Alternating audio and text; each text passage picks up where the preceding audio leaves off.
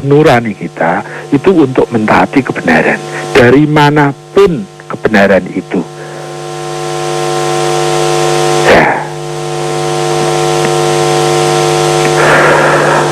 paling tidak bagi saya sekarang nama itu tidak terlalu penting, meskipun pada situasi tertentunya memang berfungsi ya, tapi tidak terlalu penting. Karena nama tidak bisa mewakili substansi dari yang dinamai. Sehingga bagi saya, Sunni ataupun Syi'i itu tidak penting. Yang penting adalah substansi kebenarannya. Kalau kebenaran itu ada, saya dapatkan di Sunni, saya tidak boleh menolak kebenaran itu. Kalau kebenaran itu saya dapat dari komunitas Syi'i, saya tidak boleh menolak kebenaran itu. Karena saya diperintahkan untuk mentaati kebenaran, bukan untuk mentaati bendera Sunni atau bendera Syi'i, tidak. Bahkan bendera Islam. Karena Islam tentu kita harus melihat Islam yang mana, gitu kan? Ya. Terus tadi Mas Khairul Anwar merindukan Islam yang sejati. Kesejatian Islam itu yang seperti apa?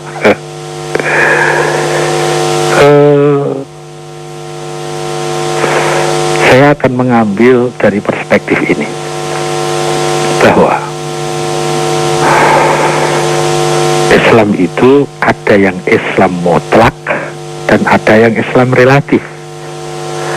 Islam mutlak itu yang dijamin kebenarannya, Islam relatif itu yang belum terjamin kebenarannya. Kalau Islam yang dijelaskan oleh ahli Islam, yang dijelaskan oleh Rasulullah Muhammad misalnya, jelas terjamin kebenarannya, karena memang dia yang diutus untuk itu. Tetapi kalau Islam menurut figur A, figur B, figur C yang tidak mendapatkan mandat resmi sebagai guru Islam, sebagai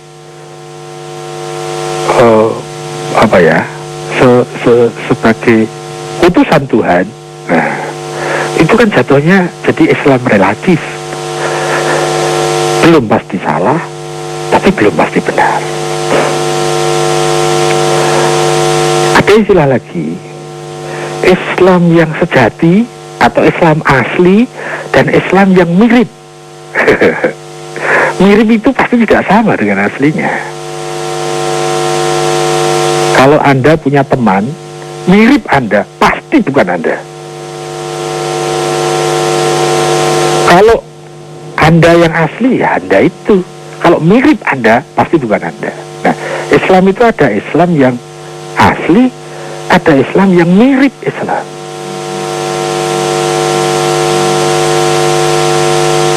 Ya, secara logika rasional kan mudah itu diterima, ya.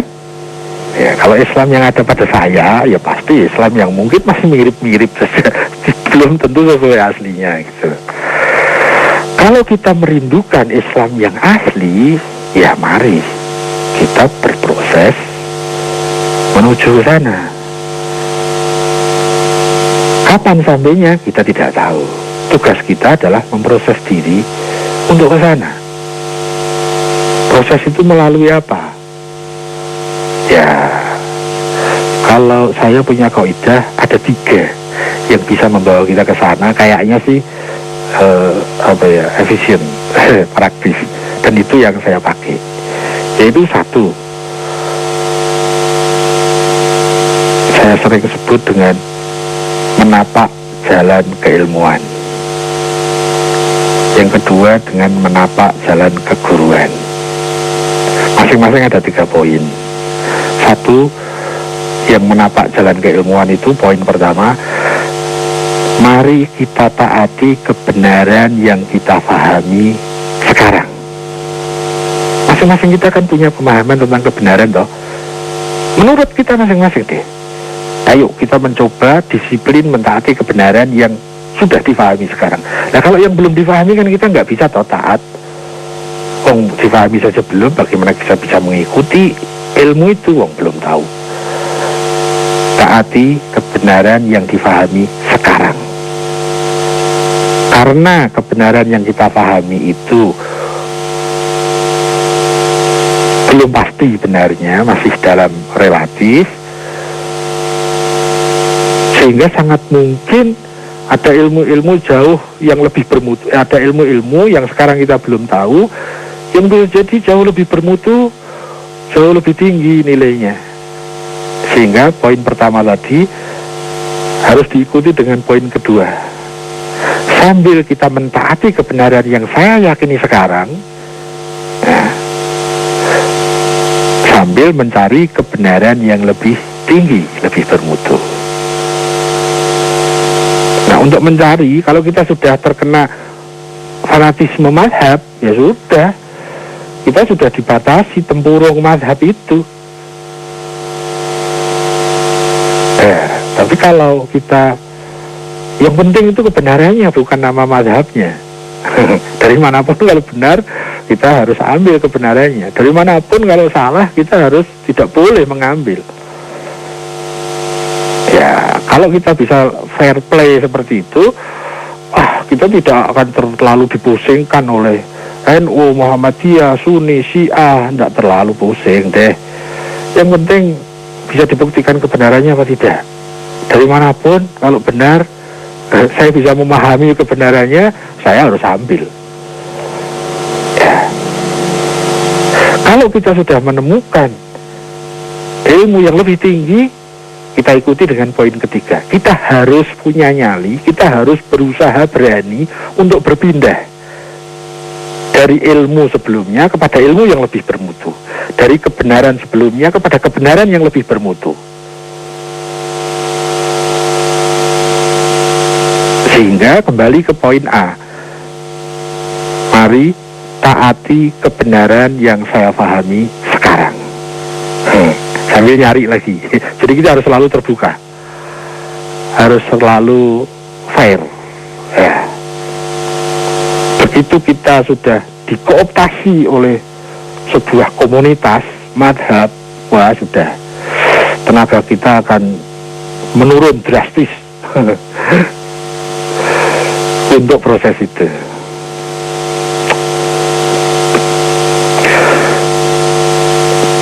Kalau mau lebih efektif lagi, untuk kita memahami ilmu, itu kan sangat tergantung oleh sumber informasinya.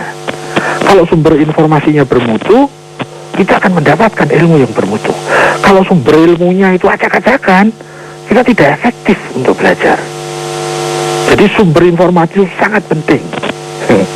Sangat jauh berbeda kalau kita mengambil sumber informasi itu dari yang sembarang dan dari sumber informasi yang valid. Nah, berkenaan dengan sumber informasi itu, saya mempunyai formula tentang menapak jalan keguruan. Ada 3 poin. Saat ini, taatilah guru kebenaran yang kita pahami sekarang. Jadi saat ini saya harus punya guru kebenaran itu. Kalau mau nyari, gampang. Cari siapa figur yang paling banyak mempengaruhi Anda sehingga Anda rindu kepada kebenaran, Anda rindu kepada Tuhan, Anda semakin punya kesadaran sebagai hamba Tuhan. Itulah yang layak untuk dijadikan guru sekarang. Tapi karena belum ada jaminan pasti benarnya, kita harus ikuti poin kedua. Selalu terbuka dan selalu mencari guru yang lebih bermutu dari guru yang sekarang, agar kita naik. Jangan SD saja, SMP dong gurunya pindah guru, nanti SMA kan pindah guru lagi. Ya, pada saat kita bisa menemukan guru yang lebih bermutu dari guru yang sekarang, dia itu sedotannya, tarikannya, karismanya untuk membawa saya itu rindu kepada Allah, rindu kepada kebenaran, itu tarikannya lebih besar. Ini kita perlu pindah dari guru A ke guru B. Kalau guru A yang kita pindah ke guru B dan guru A cemburu, ya dia bukan tipe guru. Tipe guru itu selalu mengajak muridnya menjadi lebih pandai dari dirinya. Ya, guru-guru SD itu senang pada saat mendengar kabar salah satu muridnya sudah jadi mahasiswa teladan misalnya. Tapi kalau bukan tipe guru, wah mau pindah guru aja nggak boleh. Maunya ya berguru hanya kepada dia terus. Dan nggak boleh lebih tinggi, sehingga ilmu-ilmu tertentunya disembunyikan biar nggak bisa melampaui dia. Ya, kalau kita ketemu model guru yang seperti itu, tinggal aja, nggak efektif. Dia akan menghambat proses kita. Begitu kita menemui guru yang lebih tinggi, kita harus berani, harus berusaha bernyali untuk pindah guru. Karena hanya dengan cara itu kita bisa efektif dalam berproses menyempurnakan diri, berproses untuk menuju kebenaran yang sejati. Berproses loh ya, tidak mudah untuk menggapai kebenaran yang sejati itu. Tapi proses yang paling efektif sepanjang yang saya tahu, yang saya ambil sebagai formula itu ada dua tadi. Menapak jalan keilmuan dan menapak jalan keguruan. Ya, kira-kira begitu deh. Aku rindu dengan kesejatian Islam. Itu yang saya sharingkan kepada Mas Khairul Usman. Ya, jadi nggak terlalu penting deh bahas ini Sunni apa Syiah, mana yang benar Sunni apa Syiah, mana yang Sunni itu sesat atau enggak, Syiah itu sesat atau enggak. Bukan deh, bukan itu masalahnya. Yuk kita cari yuk kebenaran dimanapun. Kalau kebenaran itu adanya kita dapati di Sunni, kita tidak boleh menolaknya. Kalau kebenaran itu kita dapati dari Syi'i, kita tidak bisa menolaknya, tidak boleh menolaknya. Kebenaran itu merupakan alur menuju kesempurnaan. Kebenaran alur menuju kesuksesan. Kebenaran alur menuju Tuhan. Sumber kesuksesan. Ya, gitu. Ya, Siwa. Lanjut, Tom. Apa laren sih ya? Harus berikan ada beberapa komersial break dulu ya? Harus ada beberapa iklan yang harus saya putar. Ya, kita berikan Siwa. Ya, Siwa. Aku turun dulu ya. Ya, silakan Siwa. Ya, Assalamualaikum. Waalaikumsalam warahmatullahi wabarakatuh. Baik, Light Audience. Kita akan lanjut lagi di sesi berikutnya, itu sesi kedua, dan nanti saya akan coba terima satu penelpon dan beberapa SMS yang sudah masuk di SMS kami ya. Baik, sebelum kita lanjut di sesi kedua, saya Monix istirahat sesaat dengan bersama produser Jack Plam. Namun sebelum kita lanjut ke sesi berikutnya, kita dengar dulu yang berikut ini. You're entering the slow zone. Slow Zone Cloud FM. Listen live anytime, anywhere.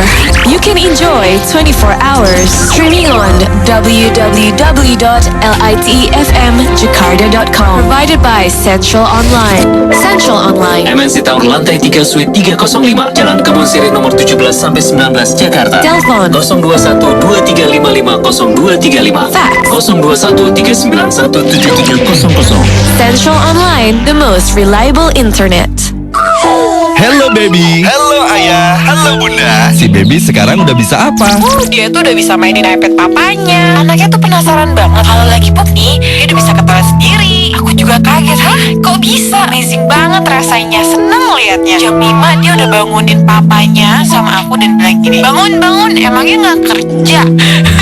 Bagi-bagi kebahagiaan dan keseruan lainnya tentang perkembangan buah hati Anda di Hello Baby Bersama Cindy Perpol dan Christopher setiap Selasa, Rabu, dan Kamis jam 7.45 di Morning Fresh with Light. Stay close to your family. Morning Fresh with Light. Only on Light FM, the best slow hit station. Tahu gak sih, tanpa disadari buah hati gampang sekali meniru perilaku ayah dan bundanya. Belajar salah, belajar kalah. Bisa menyelesaikan banyak masalah yang kita hadapi sehari-hari. Ternyata lingkungan rumah Sangat berpengaruh loh terhadap perkembangan mental keluarga. dan sebagai orang tua mesti kompak dong biar anak gak berontak. Mau tahu banyak tentang kisah dan cerita menarik Yang bisa menjadi inspirasi untuk keluarga Anda. Dengerin Sahabat Bintang bersama Dauri Bintang setiap Selasa, Rabu, dan Kamis jam 6.35 pagi di Morning Fresh with Light. Stay close to your family. Morning Fresh with Light. Only on Light FM, the best slow hit station. You're entering the slow zone. Slow Zone Light FM. Listen live anytime, anywhere.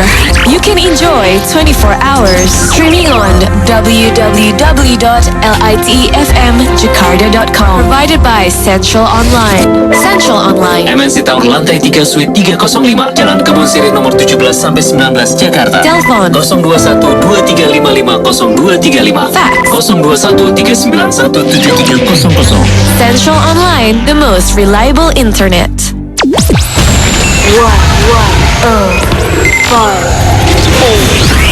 From 20th floor of Wisma Nusantara Tamrin number 59 Central Jakarta. 105.8 Light FM.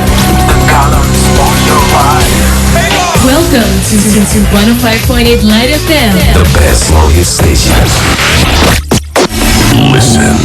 105.8 Light FM. For more info, please call 398-35900. fax number 398-35901. Sure Message Service 081-880-1058 and follow our Twitter at LightFM1058. or click www.lightfmjakarta.com.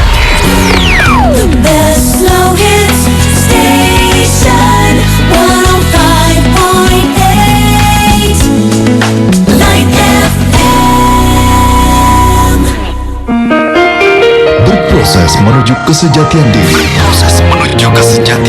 bersama Siwo Agus Hidayat. This is Light FM, the best slow hit station. Assalamualaikum warahmatullahi wabarakatuh. Baik, Light Audience, saya Manis kembali bersama Siwo Agus Hidayat dalam berproses menuju kesejatian diri. Dan ya, saya juga ditemani oleh produser saya Jack Plam-Plam. Siwo, Halo. kita coba terima satu penelpon dan 2 SMS ya, karena waktunya mepet sekali. Silakan 021398350905 saya buka. Assalamualaikum. Waalaikumsalam. Dengan siapa ini? Halo Siwo. Dengan siapa ini, Mas? Mohon disaringkan tentang Khuluqin Azim. Halo, dengan siapa ini? Oh, dengan Adit Adit di mana? di Bekasi. Oke, silakan. Assalamualaikum Siwo. Waalaikumsalam. Mohon disaringkan tentang Khuluqin Azim. Apakah itu salah satu pintu untuk menuju bi akhlaki Rasul? Itu aja Siwo. Apakah itu pintu? Khuluqin Azim. Apakah itu salah satu pintu untuk menuju bi akhlaki Rasul? Untuk menuju akhlak Rasul. Iya. Ayo. Makasih Siwo. Yuk. Ya, assalamualaikum. Baik, terima kasih untuk Adit di Bekasi. Dan SMS Siwo ini dari Budi di Pondok Gede. Assalamualaikum Siwo. Waalaikumsalam. Siwo, tolong disaringkan yang Siwo pahami tentang mimpi. Matur nuwun Mbah, begitu dibilang. Kemudian yang kedua SMS-nya dari Abdillah di Cipulir. Assalamualaikum Siwo. Waalaikumsalam. Siwo, mohon disaringkan tentang siapa pemimpin spiritual kita saat ini setelah wafatnya Rasulullah Shallallahu Alaihi Wasallam. Siapa pemimpin spiritual kita saat ini setelah wafatnya Rasulullah Shallallahu Alaihi Wasallam. Setelah wafatnya Rasul saat ini itu begitu. Setelah wafatnya Rasul maksudnya. Ya kok saat ini? Nggak tahu. Wafatnya Rasul udah lama. Bukan, siapa pemimpin spiritual kita saat ini? Ya. Setelah wafatnya Rasul gitu loh. Ya. Rasul wafat kan udah lama. Terus? Ya, artinya saat ini siapa yang jadi panutan kita begitu loh Siwo. Monggo Siwo. Udah ya. Monggo. Terima kasih. Udah lanjut dulu. Mas, apa dari Mas Adi apa siapa ya di Bekasi? Beliau menanyakan tentang Khuluqin Azim. Apakah Khuluqin Azim? Apakah itu merupakan pintu untuk menuju akhlak Rasul? Khuluqin Azim, saya mendapatkan istilah itu ada dalam pelajaran tafsir. Ya, jadi lebih direct, lebih langsung, mungkin lebih komprehensif. Buka saja kitab tafsir terkait dengan masalah Khuluqin Azim itu. Wa in ala khuluqin azim. Kalau tidak salah redaksi ayatnya seperti itu. Khuluqin azim, akhlak yang agung. Jadi khuluqin azim itu akhlak yang agung. Antara lain yang saya tangkap dari pelajaran tafsir terkait dengan ini, yang mendapatkan gelar khuluqin azim di situ adalah Rasulullah Muhammad Shallallahu Alaihi Wasallam. Jadi beliau itu dijuluki, beliau itu kan julukannya banyak loh. Ada Al-Amin, ada Al-Mustafa, dan seterusnya. Ada khuluqin azim. Antara lain yang saya tangkap dalam pelajaran itu, bahwa beliau itu mempunyai akhlak yang sangat agung, begitu. Jadi kalau pertanyaannya, apakah itu merupakan pintu menuju akhlak Rasul? Ya itu akhlak Rasul. Khuluqin azim itu adalah akhlak Rasul. Khuluqin azim itu adalah gelar yang diberikan melalui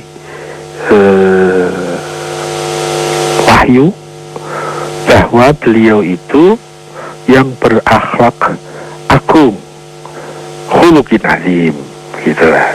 Jadi kalau pertanyaannya, apakah itu pintu menuju akhlak Rasul? Ya enggak lah. Ya itu Rasul. Khuluqin azim itu ya sang Rasul itu. Begitu. Kalau pintunya apa agar kita bisa menuju ke sana? Pintunya pasti adalah pintunya tauhid. Tidak mungkin tanpa tauhid bisa khuluqin azim. Bisa berakhlak saja tanpa tauhid itu mustahil menurut saya, ya. Tergantung nanti definisi akhlak itu apa. Tapi kalau kita mengambil istilah di masyarakat, akhlak itu kan sudah disamakan dengan sopan santun, akhlak sudah disamakan dengan etika. Enggak lah. Sopan santun dan etika itu kesepakatan lokal, kesepakatan masyarakat. Yang begini ini etis, yang ini tidak, yang begini sopan, yang begini tidak, gitu. Lain daerah bisa berbeda. Kalau etika dan sopan santun itu berbeda. Itu berdasarkan kesepakatan sosial. Ya. Kalau berjalan di depan orang tua menunduk, itu kalau di Solo itu salah satu etika. Kalau berjalan di depan orang tua kok tidak mau menunduk, itu tidak etis, tidak sopan namanya. Tapi kalau di kalangan militer, saya pernah jadi militer, kita mau lewat di depan jenderal kok menunduk, itu tentara tempe namanya. Karena militer punya etika sendiri. Kalau berjalan di depan jenderal itu ya harus hormat dulu, kemudian tetap baru dada harus tegak,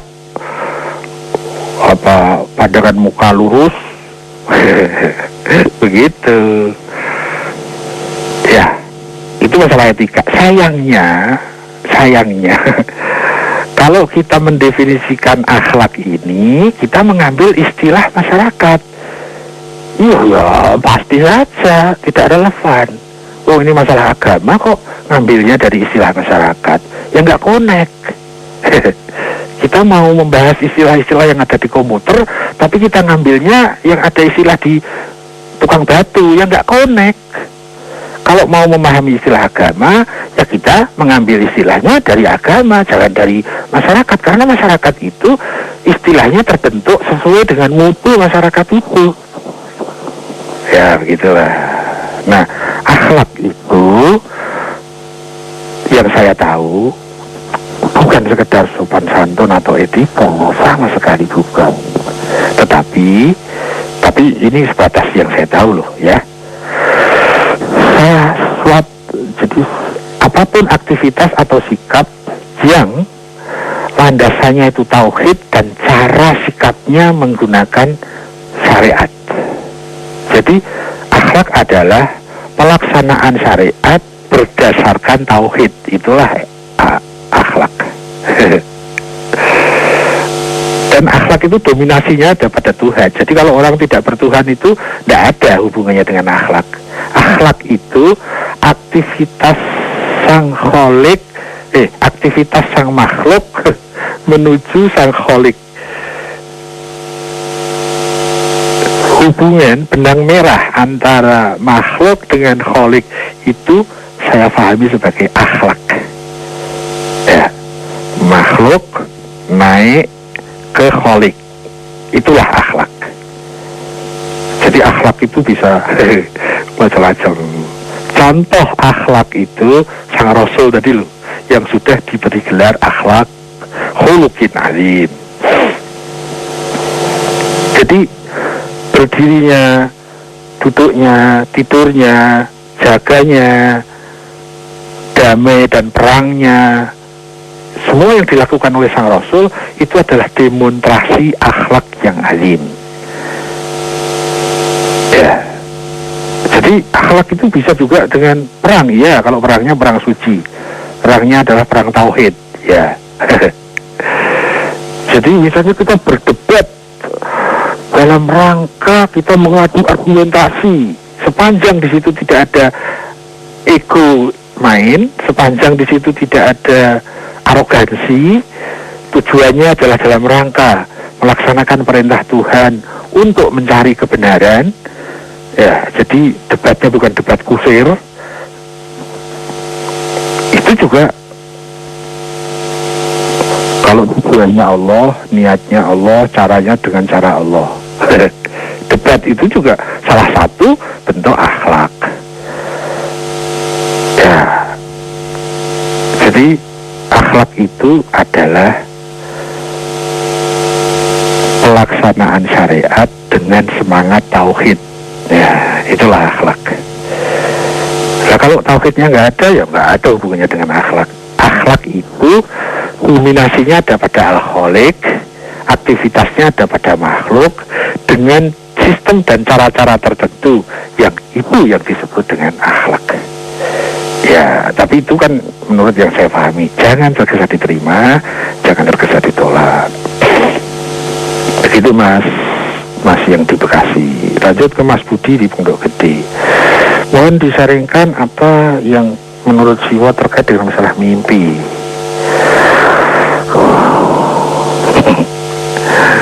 Mimpi apa ya?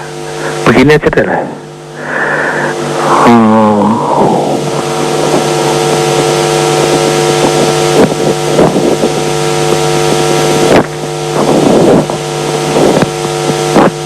Saya mau sharingkan dari sisi mimpi dari mimpi. Ya, mimpi yang ada pada orang suci itu adalah petunjuk.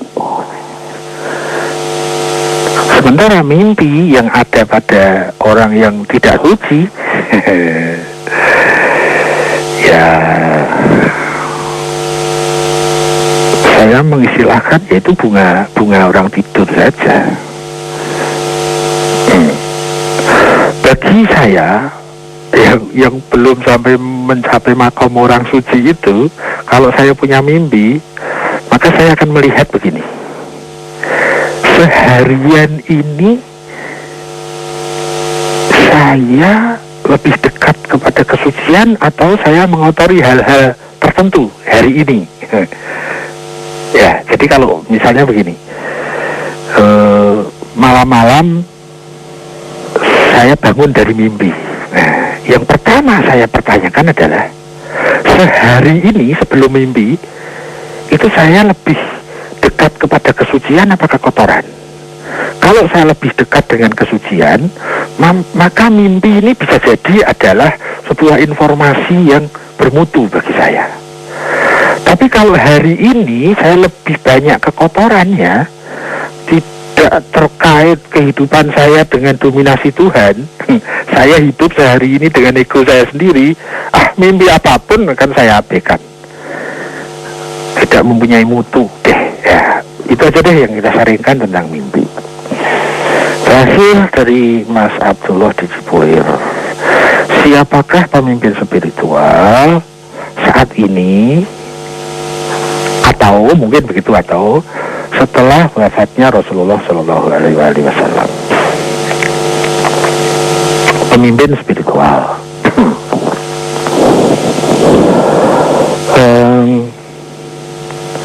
Kalau seseorang itu berposisi sebagai nabi, jelas kan? Mungkin kita sudah tidak perlu argumentasi lah bahwa Rasul itu pemimpin spiritual, bahwa Nabi itu pemimpin spiritual. Itu ya, kita nggak perlu bahas itu ya, bahwa Nabi dan Rasul itu adalah pemimpin spiritual. Yang dimaksud pemimpin spiritual, contohnya itu loh, gitu loh. Nah, kemudian setelah Rasulullah wafat, siapa yang jadi pemimpin spiritual? Saya punya bangunan berpikir begini. Ada satu jabatan ini luar biasa. Setelah Rasul wafat ya, itu ada jabatan namanya Amiril Mukminin ya. Amirnya, Amir itu pemimpin, mukminin itu orang-orang mukmin, pemimpin orang mukmin. Karena masalahnya adalah orang-orang mukmin, dan ini masalah pemimpinnya orang-orang mukmin, berarti kan wilayahnya masuk kepada wilayah terkait dengan masalah iman. Nah, iman itu adalah masalah spiritual, bukan masalah kepala, bukan masalah kecerdasan, bukan masalah kejeniusan. Itu mendukung ya, tapi bukan di situ letak masalahnya. Karena iman itu kaitannya dengan kebersihan spiritual ya. Kalau orang itu beriman, maka pasti kepribadiannya bersih. Gak mungkin orang beriman kepribadiannya kotor. Orang beriman spiritualnya kotor, itu tidak mungkin ya, karena iman itu pure kebenaran, pure kesucian, pure spiritual ya. Itu masalah dada, masalah hati ya. Yang kita mau bahas adalah siapa orang beriman itu ya. Kalau siapa orang muslim dalam makna identitas, itu kan kita bisa tahu dari KTP-nya. Agamanya apa? Islam. Oh, dia muslim. Tapi namanya orang muslim dalam makna identitas ini kan macam-macam. Ada muslim yang baik, ada muslim yang sangat baik, ada muslim yang tidak baik, ada muslim yang jujur, ada muslim yang bohong, ada muslim yang bijak, ada muslim yang arogan, dan seterusnya. Tapi begitu mukmin, nggak bisa. Mukmin kok buruk, nggak bisa. Orang mukmin pasti baik. Tapi bagaimana kita bisa mengetahui saya ini mukmin atau bukan, atau seseorang itu mukmin atau bukan? Itu masalah spiritual. Coba ini ilustrasi saja. Kita yang sekarang ini sedang terkait dengan acara sharing ini, suatu saat berkumpul di Senayan. Kemudian kita adakan musyawarah. Kalau musyawarah tidak tercapai, ya menggunakan apa itu namanya itu, pemungutan suara itu lah. Apa bos? Pemungutan suaranya apa bos? Polling. Atau kalau ala DPR MPR itu apa namanya? Voting gitu dah.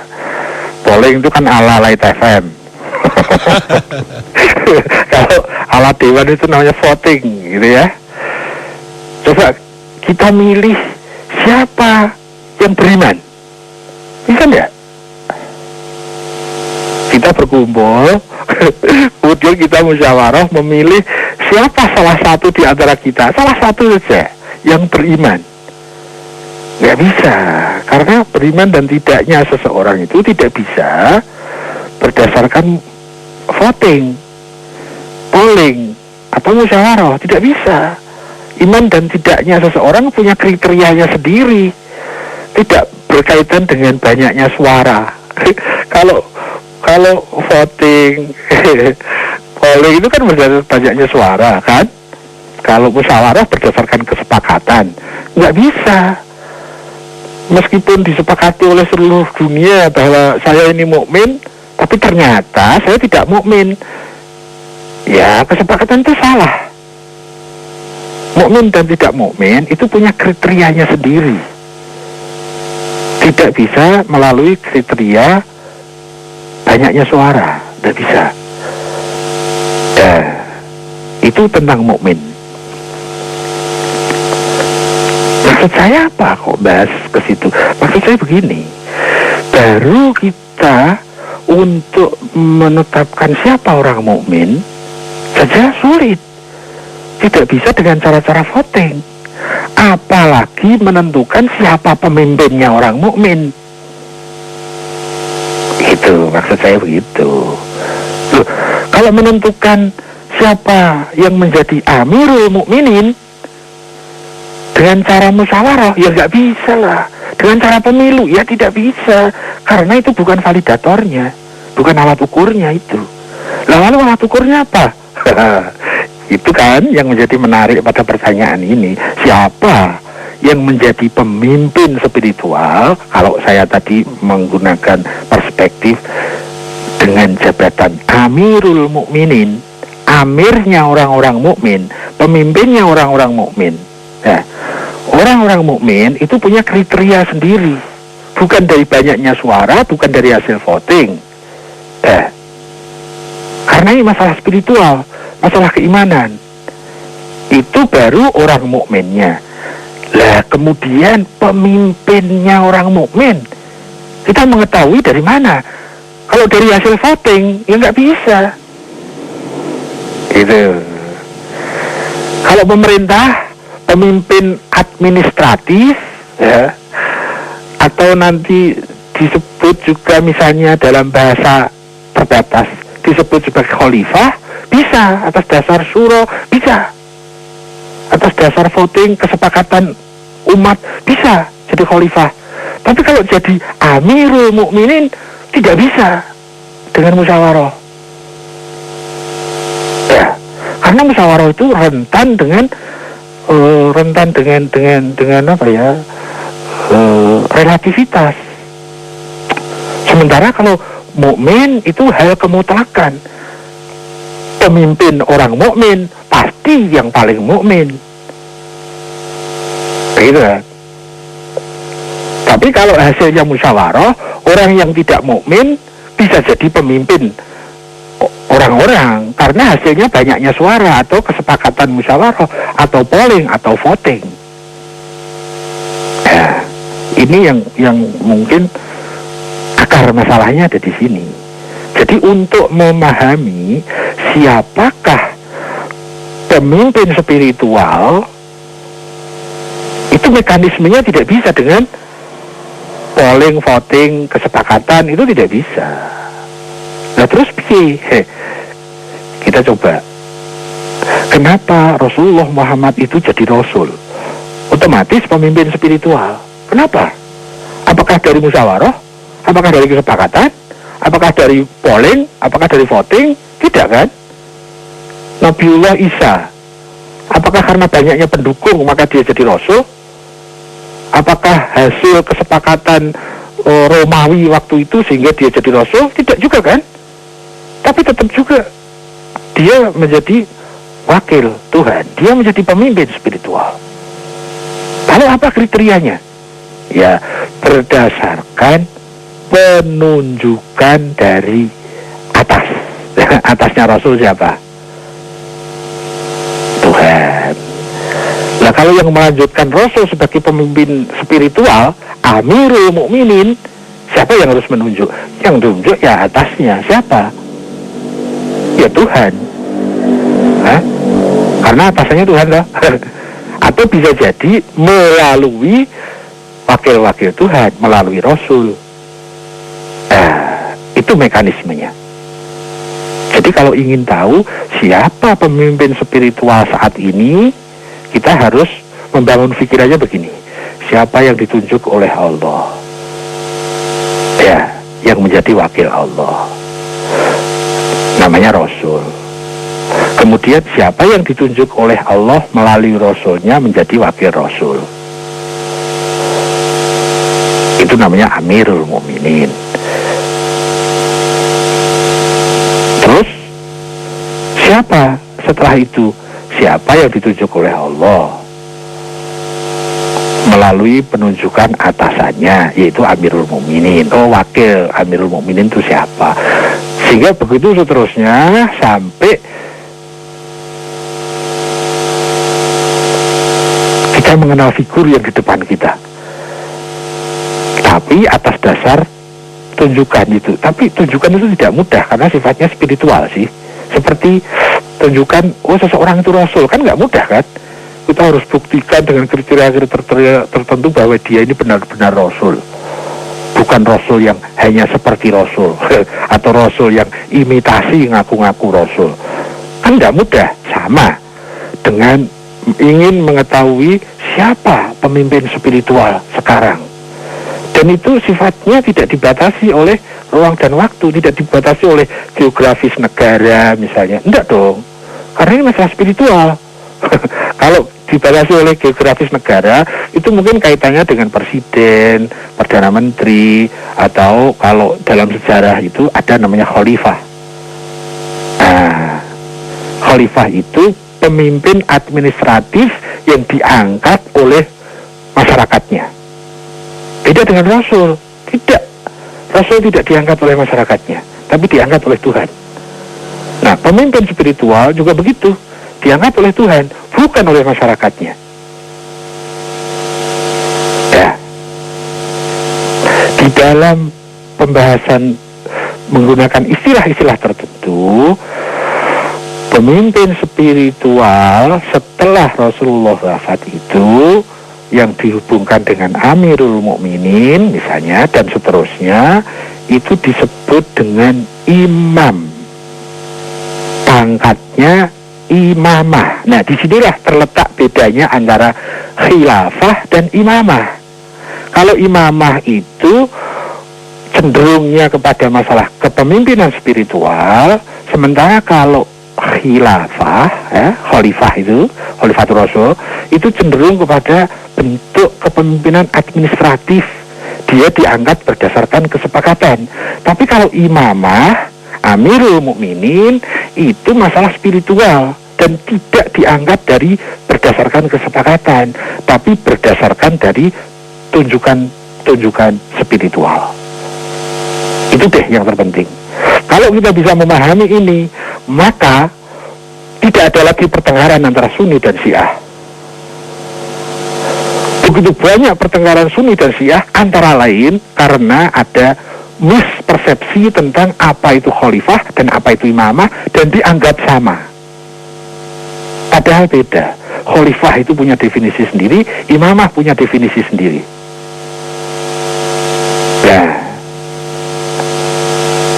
Ya, pada zaman misalnya ya, di Syiah itu ada figur Imam Ali, di Sunni ada figur Abu Bakar.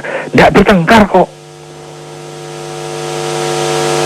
saling mendukung itu, saling partisipatif bagaimana untuk membangun umat, membangun karakter umat, saling mendukung kok. Ya, sekarang Sunni Syiah, bom-boman, bunuh-bunuhan, yang diikuti siapa ya? Iran juga deh. Tapi saya dulu juga gitu. Wah, waktu di Sunni fanatisme Sunni, waktu di Syiah fanatisme Syiah. Sekarang nggak pakai fanatisme. Kebenaran lebih tinggi dari Sunni dan Syiah. Ya, tauhid lebih tinggi dari Sunni dan Syiah.